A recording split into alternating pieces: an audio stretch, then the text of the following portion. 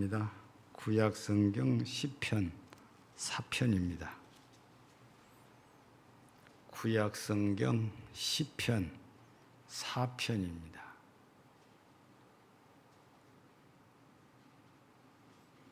1절에서 8절까지 교독하시겠습니다. 내 의의 하나님이여, 내가 부를 때 응답하소서. 곤란 중에 나를 너그럽게 하셨사오니 내게 은혜를 베푸사 나의 기도를 들으소서.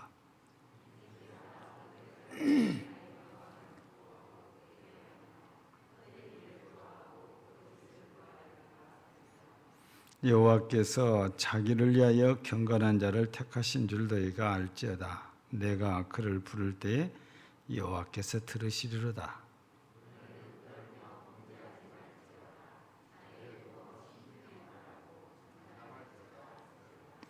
의의 제사를 드리고 여호와를 의지할지어다.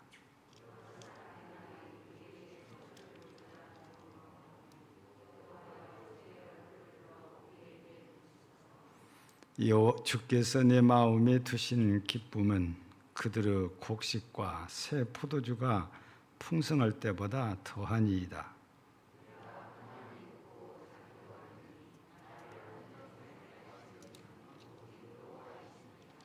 아멘.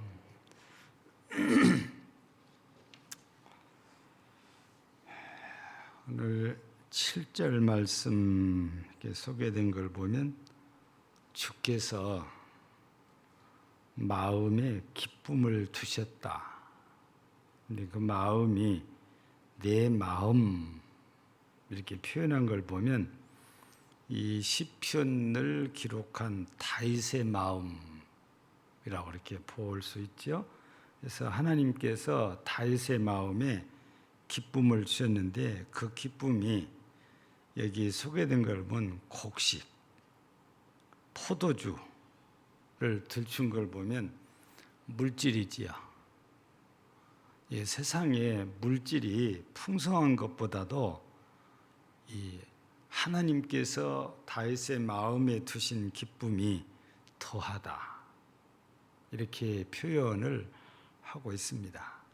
그래서 오늘 저녁에는 하나님께서 우리 마음에 두신 기쁨에 대해서 우리가 잠깐 살피면서 은혜를 나누고자 하는 것입니다. 사람은 보편적인 거지요. 누구나 행복할 권리가 있고, 그래서 누구나 행복하게 살고 싶어 하지요.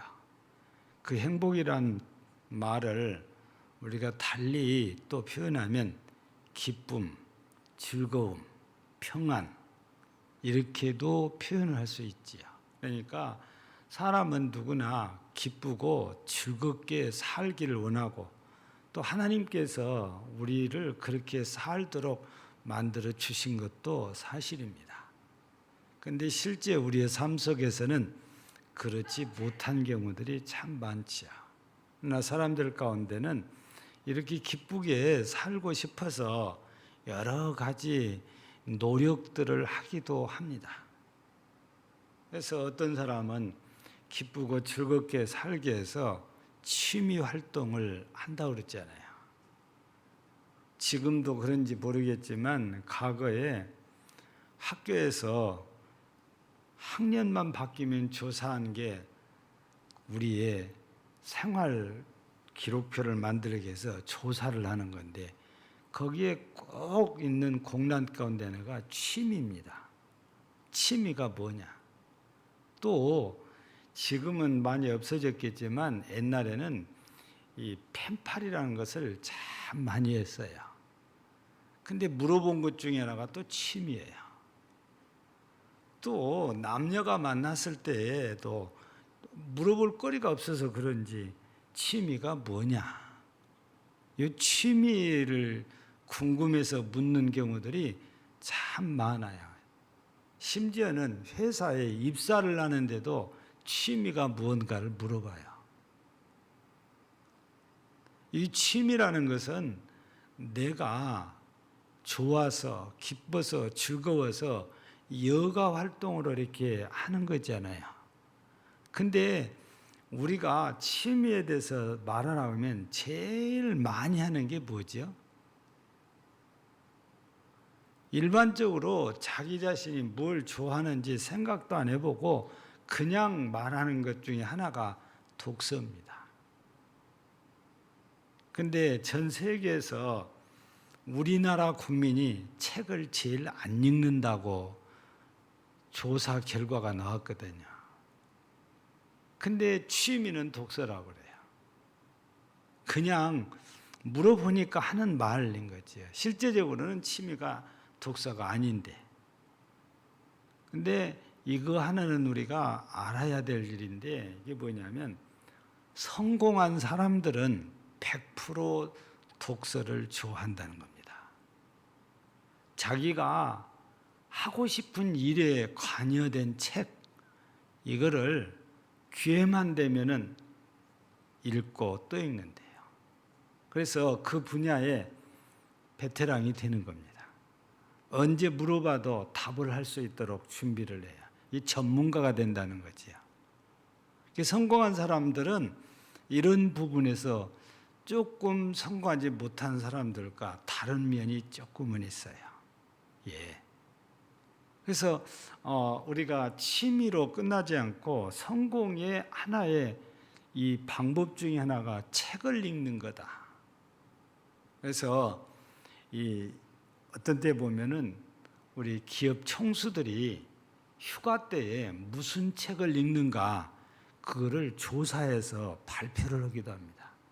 근데 대부분이 신간을 읽고 기업과 관계된 얘기를 읽고 또 하나는 미래에 되어질 이런 책들을 읽는 게 기업 총수들이 휴가 때 읽는 책이라고 그래요. 우리들은 생각도 안 난 거 있지만 그들은 항상 미래를 생각하고 미래에는 어떤 사업을 구상해야 될지를 이런 걸 생각해서 그런지 미래에 대한 책들을 잘 읽는 편이라고 그래요. 이미 나온 지가 10년도 훨씬 넘고 20년도 넘은 책이 제3의 물결이라는 책이 있잖아요. 근데 기업 총수들은 나오자마자 이 책을 다 읽었다는 겁니다. 앞으로 어떻게 세상이 변할까 그거를 예견하는 책이기 때문에 그렇습니다. 그런 책을 읽으면서 혼자 싱글벙글해 이런 일을 해야 되겠구나. 그래서 기쁨을 얻는다는 것입니다. 여러분, 제가 취미를 독서 얘기만 이렇게 쭉 하고 있지만 가지 있어요. 요즘은 낚시가 취미인 사람도 있고 등산, 산행을 취미 삼아 하는 사람도 있고 과거에 저희 때는 또 우표 모으기를 취미로 하는 사람들도 참 많았어요.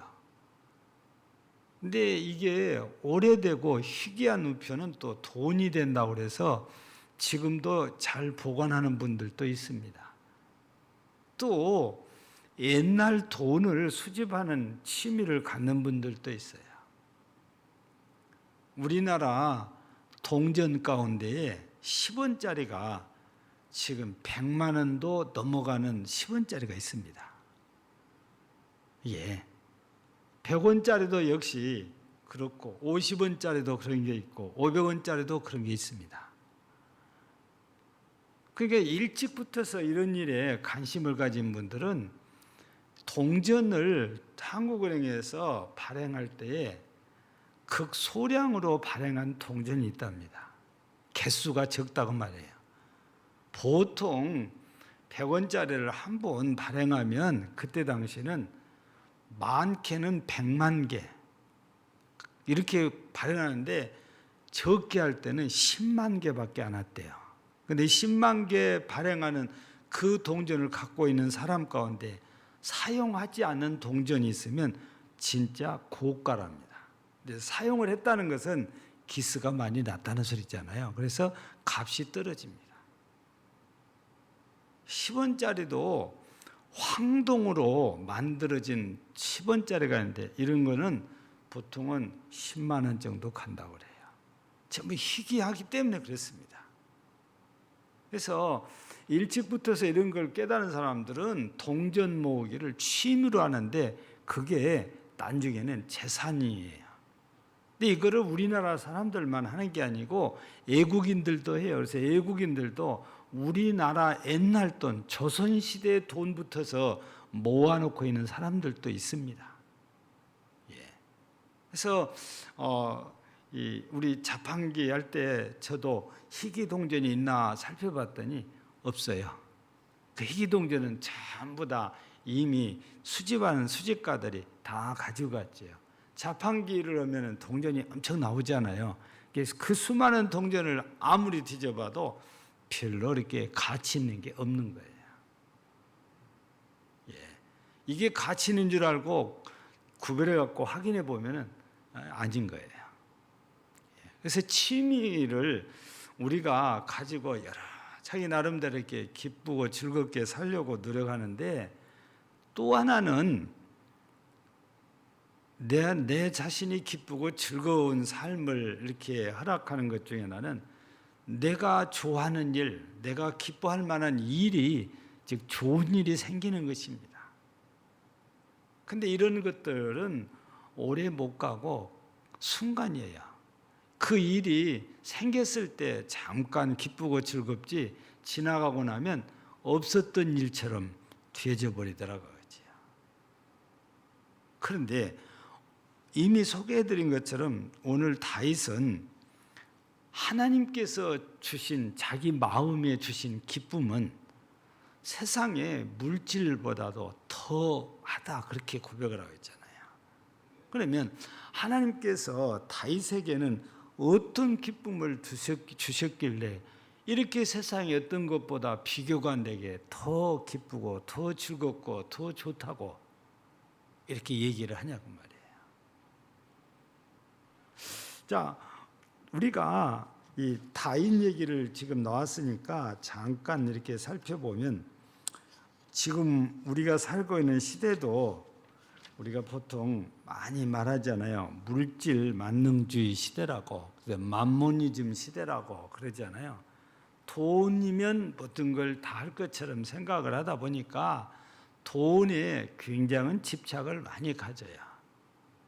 아예 부모님들에게 재산이 없으면 자식들이 부모님의 재산에 눈독을 들이지 않아요. 근데 태어나서 보니까 아버지가 사장이고 할아버지가 회장님이고 막 부자예요. 그러면 이런 집에 태어난 사람들은 재산에 눈독을 들입니다. 예. 여러분, 다윗은요, 태어날 때 부모에게 뭘 얼마나 받았겠어요? 재산 상속을 하나도 못 받아요. 8 아들 중에 막내라고 그래서 그런지 아버지가 별로 대수롭게 생각하지 않아요. 그럼 무엇에서 우리가 찾아볼 수 있냐면, 우리가 사무엘상 15장 16장을 통해서 보면 사무엘 선지자가 하나님의 말씀에 따라 제사 지낸다는 핑계로 베들레헴에 와서 이세 집에 들어가 네 아들들을 불러라. 근데 이세가 자기 아들을 부르는데 7채까지만 대기를 시켜놓고 8채 번인 다윗은 아예 얘는 필요 없어 그러고 양치도록 들로 쫓아내버린 거예요. 그게 다윗의 아버지인 이세가 보여준 것입니다.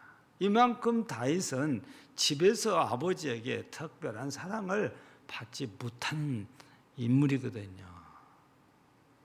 그래서 그랬던지 우리가 시편 27편 10절을 통해서 보면 뭐라고 고백하냐면, 내 부모는 나를 버렸으나 여호와는 나를 영접하시리이다.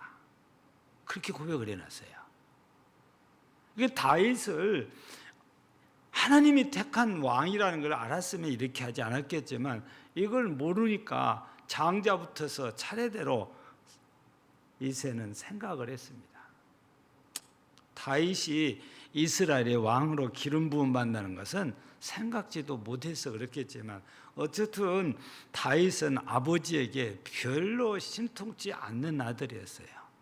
재산도 그래서 아무것도 받은 것이 없습니다. 예. 근데 요즘 우리 살고 있는 시대는 좀 전에 말씀드린 대로 부모님의 재산이 많으면 욕심을 부린단 말이에요, 자식들이. 여러분, 우리가 기억해야 될 일은 하나님께서 부모를 통해서 우리에게 주신 것이 뭐냐면 생명이에요. 그리고 하나님께서는 부모를 통해서 우리에게 주신 것이 우리가 이 땅에 생명을 갖고 태어나게 하시고 우리를 잘 보살펴서 양육시켜주는 일입니다.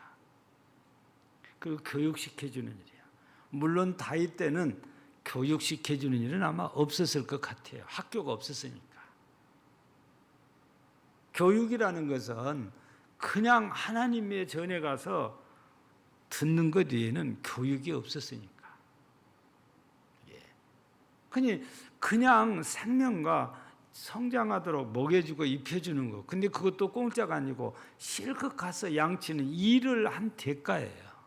그래 보면 다윗은 부모님께 참 감사할 만큼 물질적인 것을 받은 것이 없는 사람이에요. 그러니 후에 보면 다윗이 모든 것이 내게 있는 모든 것이 주께로 말미암았다고 고백을 해요. 육신의 아버지가 주어서 그런 게 아니고 하늘의 하나님이 주셔서 이렇게 헤아릴 수 없었도록 많은 거지요. 다윗은 그럽니다. 그런데 요즘 세상은 자녀들이 부모의 재산에 대해서 늘 눈독을 들인 거예요. 농담이겠지만 어떤 집에 아들이 하나밖에 없는데 아버지한테 그러더래요. 얘가 장가 가기 전에는 그런 말을 안 했대요. 장가를 가고 나더니 아빠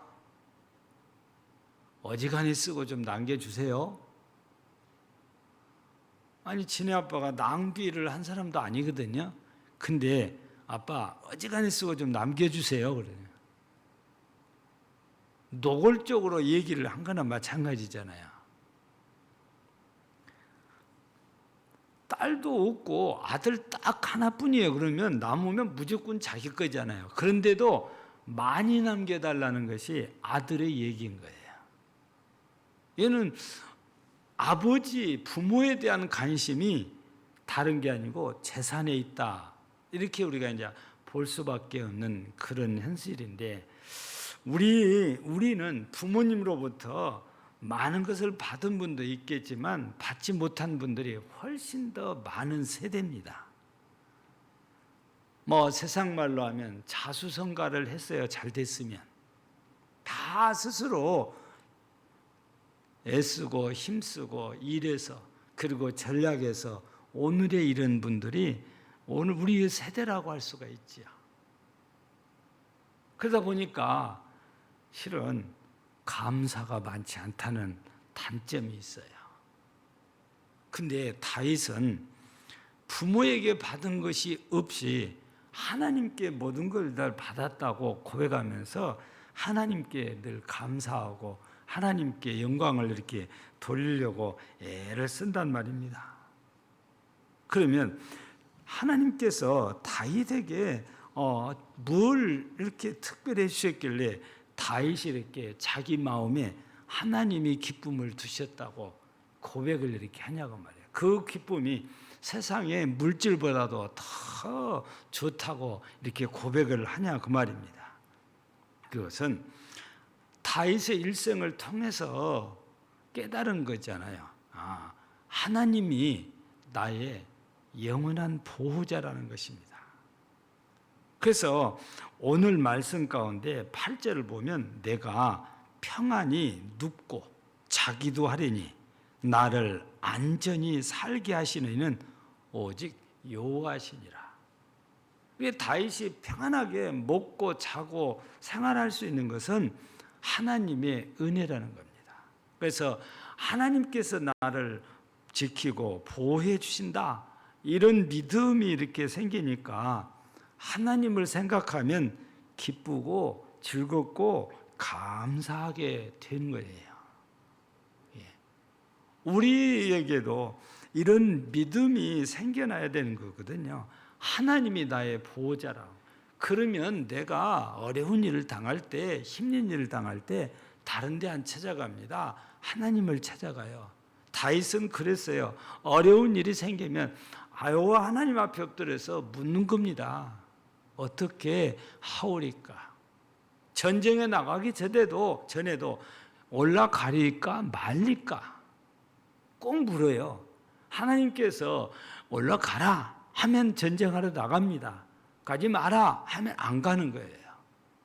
보호자가 되시는 하나님께서 판단하시고 말씀하신 대로 순종을 한 사람이 다윗이거든요. 그러니 하나님이 보호자가 되셔서 자기를 이렇게 지켜주시니까 얼마나 감사하겠어요. 하나님, 나의 보호자인 하나님을 생각하면 얼마나 기쁘고 즐겁겠어요. 그래서 하나님이 자기를 안전히 거하게 하고 눕고 쉬게도 하신다, 이렇게 고백을 했다는 말씀이거든요. 또 하나님께서 이 다윗에게 주신 기쁨이 이렇게 충만하게 한 것은 다른 게 아니거든요. 하나님께서 이 다윗에게 이런 기쁨을 주셨다는 것은 하나님 앞에 늘 기도하는 사람이라는 겁니다. 오늘 우리가 보는 말씀을 이렇게 보면 1절에 내 의의 하나님이여 내가 부를 때 응답하소서, 곤란 중에 나를 너그럽게 하셨사오니 내게 은혜를 베푸사 나의 기도를 들으소서, 이렇게 기도를 했단 말이에요. 그래서 3절에 가서 보면 뭐라고 되어 있습니까? 여호와께서 자기를 위하여 경건한 자를 택하신 줄 너희가 알지어다. 내가 그를 부를 때에 여호와께서 들으시리라. 하나님께서 다윗의 기도를 들어주신다는 겁니다. 그러니까 다윗은 하나님으로 말미암아 기쁘고 즐거운 이유가 하나님께 기도하면 하나님께서 다윗의 기도를 들으시고 응답을 해주세요. 그러니 얼마나 기쁘고 즐겁겠어요. 네? 그래서 우리가 이 말씀을 잘 살펴보면은 이 1절에도 반복해서 한번 보면은 내게 은혜를 베푸사 나의 기도를 들으소서. 하나님께서 다윗에게 은혜를 베푸사 나의 기도를 들으소서. 앞에는 아예 응답해 달라는 거잖아요. 1절 앞부분에 내 의의 하나님이여 내가 부를 때에 응답하소서. 이렇게 하나님은 늘 기도하는 다윗에게 은혜를 주셔서 다윗이 응답하시는 하나님께 기도할 때마다 기뻐하고 즐거워하고 감사하면서 살게 했습니다. 그래서 이렇게 은혜 주시는 하나님께 오늘 말씀 가운데 5절에 보면 의의 제사를 드리고 여호와를 의지할지어다 하는데 감사의 이 제사를 드린 겁니다. 기도했더니 하나님이 응답을 주세요. 너무 기쁘고 즐거워요. 그래서 감사한 마음으로 하나님께 제사를 드리는 거. 오늘날로 바꾸면 예배를 드리면서 하나님만 의지한다고 이렇게 고백을 하고 있는 거거든요. 예. 그래서 하나님께서 이렇게 보호해 주시고 하나님께서 기도할 때마다 응답해 주시니까 다윗은 하나님만 생각하면 기쁘고 즐거워요. 그래서 이 하나님을 우리가 생각하면 그래요. 다윗의 마음에 기쁨을 주신 그 하나님을 생각하면 다윗은 그냥 하나님만 생각하면 기쁘다고 그랬잖아요. 우리가 알아야 될 가운데 또 하나는 하나님 자체가 지난 주일에 거룩이라고 한 것처럼 하나님 자체가 기쁨이에요. 그래서 하나님께서는 우리들에게 기쁨을 주시거든요. 물론 성경을 보면 우리 히브리서 11장 6절을 통해서 믿음이 없이는 하나님을 기쁘시게 못하나니 해서 사람이 하나님을 기쁘시게 한다고 기록을 해놨는데 그 얘기 속에서는 하나님이 아니면 사람이 아니면 하나님이 기뻐하시지 않는다, 그런 의미가 아니에요. 본래 하나님은 우리와 상관없이 늘 기뻐하시는 분입니다. 그런데 하나님께서 택하셔서 자녀를 삼으시고 백성을 삼아줬더니 정말 하나님만 믿고 살아요. 그럴 때 하나님이 우리를 보고도 기뻐하신다는 거지, 우리가 아니면 기뻐할 일이 없는 그런 하나님은 아니다 그 말이에요. 그 하나님 자체가 기쁨이기 때문에 하나님께서 나와 함께 하신다면 나도 서서 자연스럽게 기쁠 수밖에 없는 거거든요. 우리는 잘 알고 믿고 있습니다. 하나님이 임마누엘이 하나님이라고. 그 임마누엘의 하나님의 표상으로 예수님이 이 땅에 육신을 입고 우리 가운데 오신 거잖아요. 예수님이 우리 가운데 오시면, 내 마음에 찾아오시면 기쁨 자체이기 때문에 우리가 기쁘고 즐거워요. 여러분, 이 누가복음 19장을 보면 삭개오라는 인물이 소개되는데 그 여리고의 세리장이라고 그래요. 근데 사람들로부터 늘 외면받는 사람이에요. 왜냐하면 당시에 세리장들은 로마 정부가 요구하는 세금을 걷어서 이렇게 로마 정부에 바쳤는데, 역사를 통해서 이렇게 증언된 걸 보면 로마 정부에서는 100원의 세금을 걷어서 내라 그랬는데 세리장들이 100원이 아니라 150원을 거둘 수 있고 200원을 거둘 수 있고, 그리고 나머지는 자기 몫으로 하는 거예요.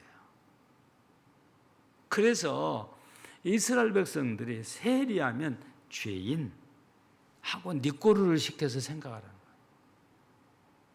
그 정도로 세리는 당시에 미움의 대상이에요.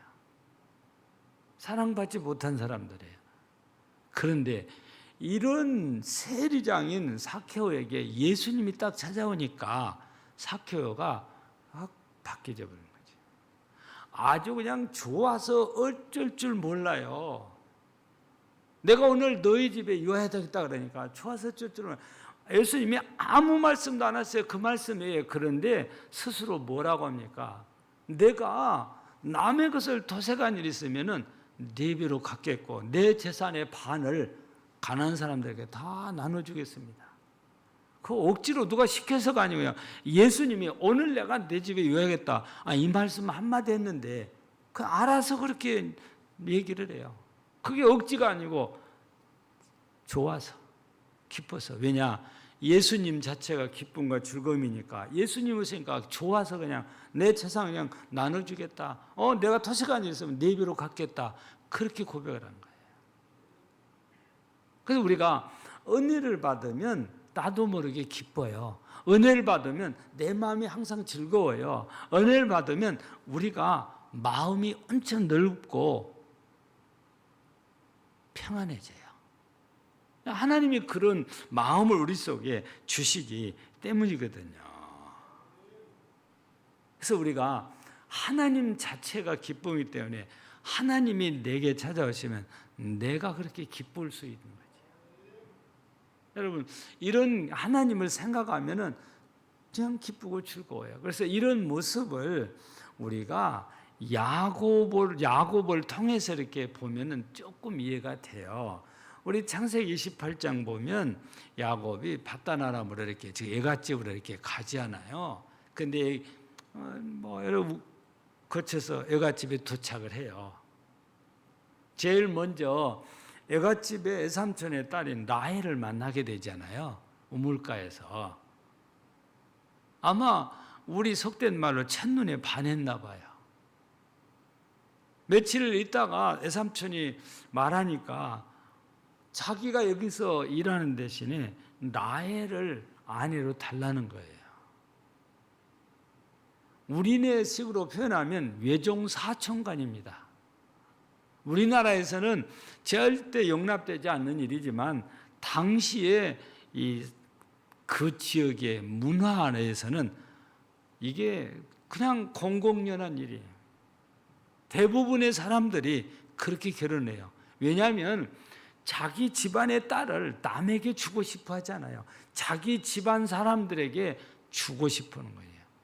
그러다 보니까 집안의 가족 형성이 뗄래야 뗄 수 없는 그런 관계가 돼요. 우리나라에서는 근친이라고 해서 절대 용납이 안 되지만 거기에서는 다 용납이 되는 일이니까. 그래서 애삼촌이 나반이 좋다. 남에게 주는 것보다 너에게 주는 것이 낫겠다. 그 약속을 했어요. 그래서 7년을 봉사하면 라헬을 네 아내로 주겠다 그랬어요. 근데 야곱이 7년을 이 애삼촌에서 일하는데 어떻게 일하냐면 며칠 일하는 것처럼 일했다고 그래요. 그만큼 좋아서 기뻐서 즐거워하니까 힘든 줄도 모르고 시간 가는 도 모르고 그렇게 일을 하며 지냈다는 거거든요. 바로 하나님이 내 기쁨이신데, 하나님이 기쁨 자체신데 그분이 내게 찾아오시면 우리도 좋아서 이렇게 시간 가는 줄 모르는 거예요. 힘든 줄 모르는 거예요. 우리 신앙생활 하다 보면 어렵고 힘든 일들이 많이 생기거든요. 근데 하나님이 내게 기쁨으로 역사하시면 그 힘든 것이 힘든 줄을 모르고 그냥 쉬이 지나간다고 말이에요. 여러분, 다윗도 우리가 알고 있는 내용을 통해서 보면 엄청난 어려움을 많이 겪지 않아요. 근데 다윗이 고백할 때 보면 그런 일이 하나도 없는 것처럼 고백을 해요. 왜 그렇습니까? 하나님이 함께 하시니까 그런 일들을 쉽게 견디고 이기게 되니까 그냥 힘들었던 일을 고백하기보다는 하나님으로 말미암아 기쁘고 즐겁고 감사한 일을 고백을 하는 거지요. 우리가 제일 잘 아는 시편 23편 4절도 보면 어떻습니까? 내가 사망의 음침한 골짜기를 다닐지라도 해를 두려워하지 않을 것은 주께서 나와 함께 하심이라 그래요. 현실적으로는 사지가 벌벌벌벌 떨려요. 그만큼 무섭고 겁이 나요. 그런데 하나님이 함께 계시기 때문에 나는 하나도 두렵지 않다. 지금 그렇게 고백한 거거든요. 왜냐하면 지금까지 하나님께서 자기를 보호해 주셨고 자기가 기도하면 응답해 주시고 자기를 늘 부족함 없이 인도해 주시는 목자이셨기 때문에 그 하나님만 나와 함께 하시면 두려울 것이 없고 겁날 것이 없다는 거죠. 바로 이런 분이 다윗과 평생을 이렇게 함께 하셨다는 것을 표현을 하나님께서 다윗의 마음에 기쁨을 주셨다. 그 얘기인 거죠. 사랑하는 우리 성도 여러분, 사람들은 누구나 다 기쁘고 즐겁게 살기를 원해요. 그래서 느헤미야 선지자도 고백을 합니다. 여호와로 인하여 기뻐하는 것이 너희의 힘이다. 하나님이 기쁨이신데 그분이 나와 함께 하신 그 자체가 힘이에요. 그래서 다윗도 시편 18편에서 나의 힘이 되신 여호와야 내가 주를 사랑하나이다 그렇게 고백을 하잖아요. 그래서 오늘 다윗과 함께 하신 하나님, 믿음의 선녀들과 함께 하신 하나님이 그들에게 기쁨을 주신 것처럼 오늘 우리들에게도 기쁨 자체이신 하나님이 우리 마음속에 주신 기쁨, 세상으로 말미암아 주신 것이 아니라 그냥 기쁨 자체이신 하나님이 내게 찾아오셔서 내 마음에 주신 기쁨 말입니다. 이 기쁨으로 충만해지기를 바라요.